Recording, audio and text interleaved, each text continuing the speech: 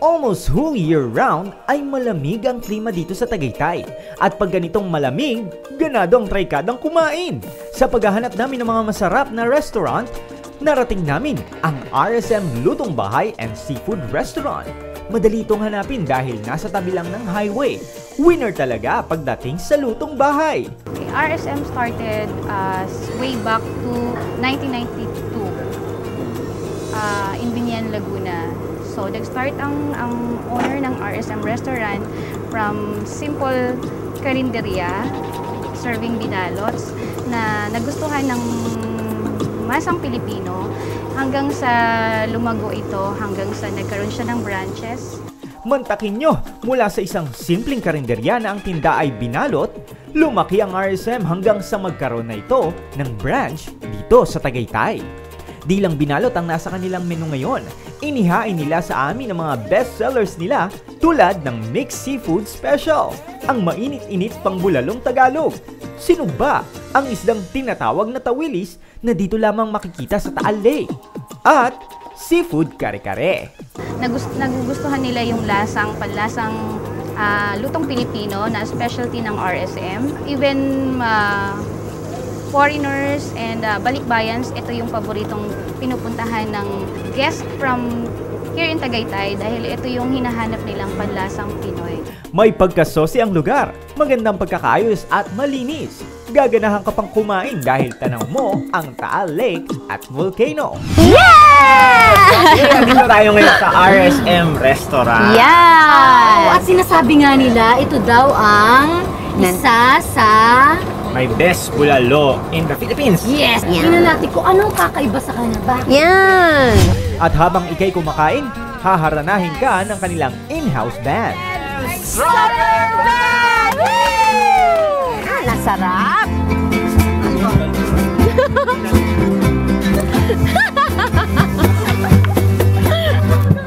Great food, spectacular view, and relaxing ambiance. Perfect combination sa RSM na hindi nyo dapat palampasin.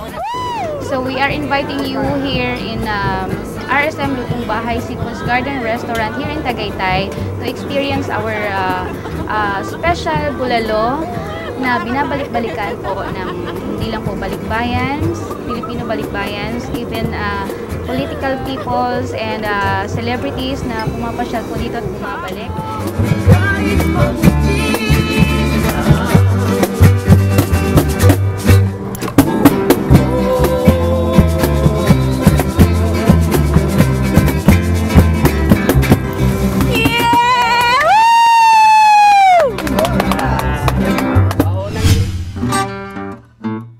Ilang minuto lamang na biyahe mula sa RSM, isa pang restaurant na mostly herbs and vegetables ang siniserve. Balita namin masarap daw ang mga pagkain dito, kaya biyahe agad kami upang alamin kung totoo ang mga naikwento sa amin. Hidden garden in the middle of the city. Ito ang unang impresyon namin nang marating ito. Napapaligiran ng halaman at mga bulaklak ang buong compound. Bakit nga ba naisipang magtayo dito ng isang restaurant? Actually, wala naman talaga kaming balak magtayo ng restaurant nung una.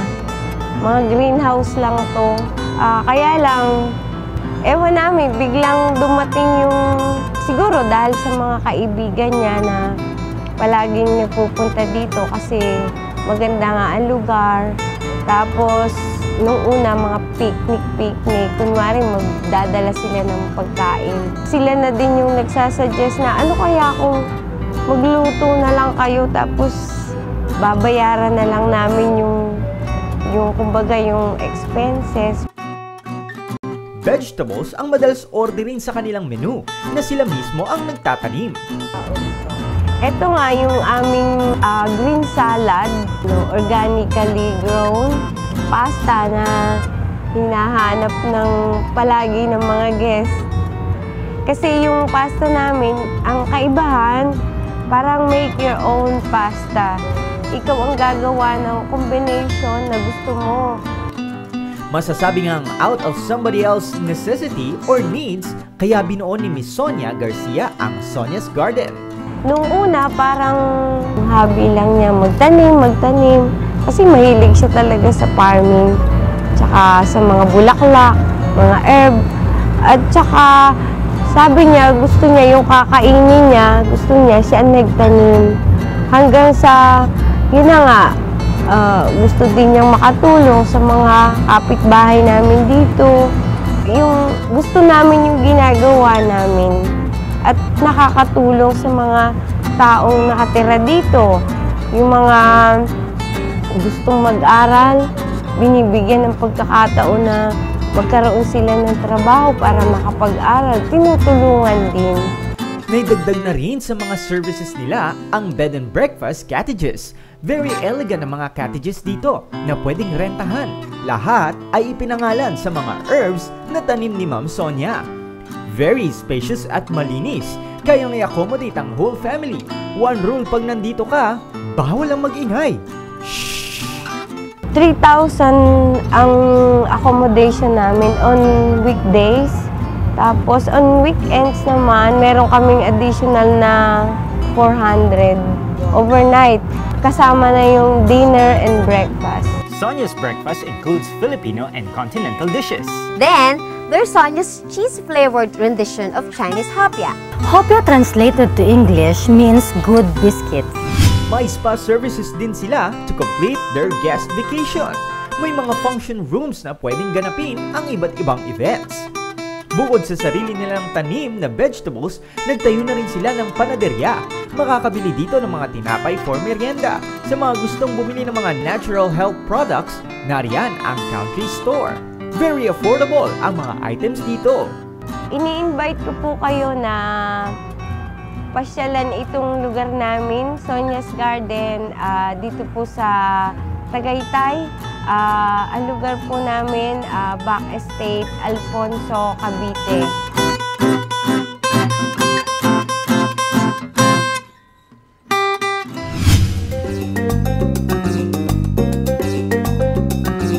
Natikman nyo na ba ang Greek cuisines?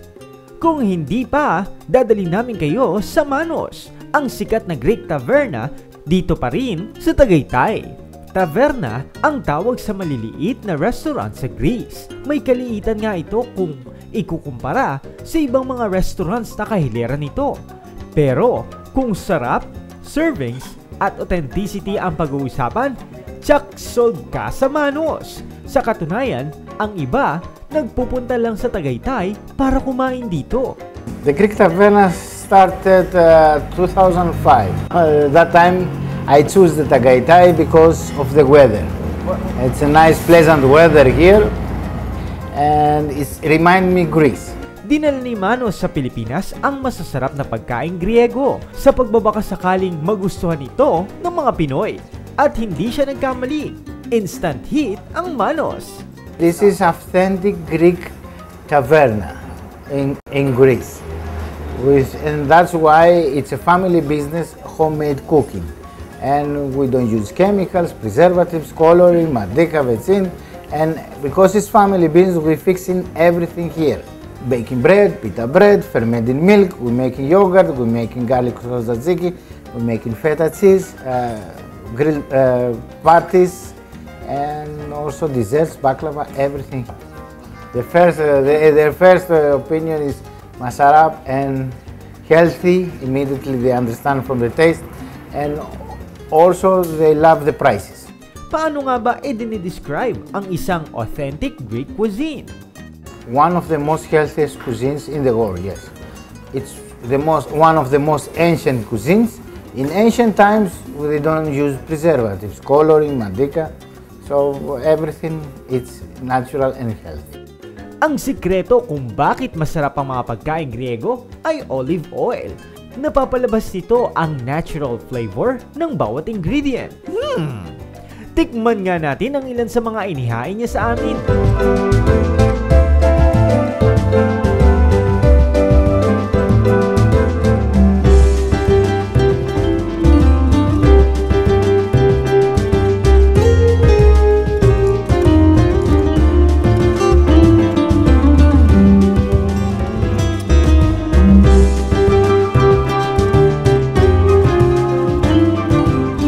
Nakita din sa amin ni Manos ang ipinapagawa niyang resort na malapit sa taverna. Of course, Greek-style villas ito na overlooking ang Taal Lake. Dito niya balak ilipat ang kanyang restaurant. Greek food and Greek accommodations in one location. Very, very soon. Sa Manos, you may eat like a king because each serving is a surefire, authentic Greek dish.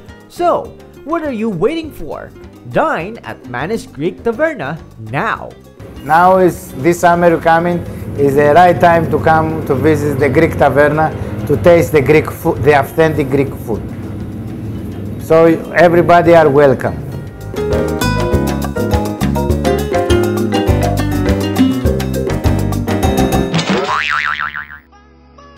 Up next, mga rides na dapat i-try mula water hanggang air.